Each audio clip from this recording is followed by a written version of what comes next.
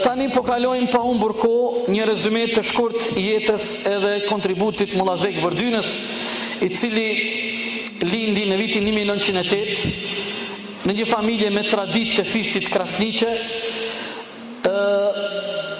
Koha kur lindi Mullazek Bardyna ishte një kohë vështirë për popullin shqiptar, ku kishte mungesë të shkollës shqipe, kishte mungesë të lirisë që të edukohemi, të shkollohemi, prandaj ishte këmbgulës që tjetë një prej atyre figurave që do të marrin barë edukimin e popullit.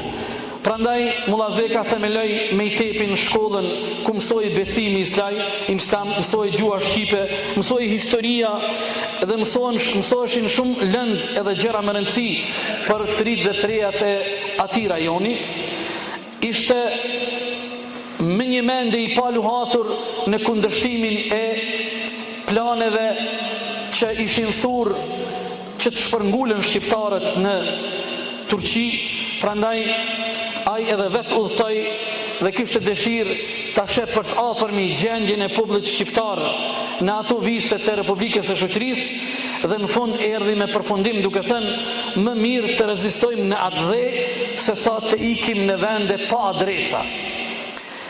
Mullazek Bardyna ishte pjesëmarrës në shumë rezistenca dhe lufta që ndodhen në atë botë, në frontet e Rrëzhajës, Novi Pazarit, Bihorit, komandoi qeta vullnetare dhe u plagos rënd në betejat kundër serbëve.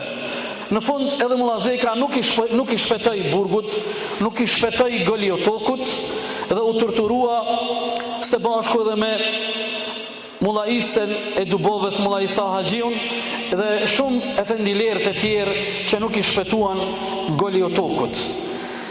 Kjo është një biografi e shkurt nga jeta shumë e pasur e Mullazekës.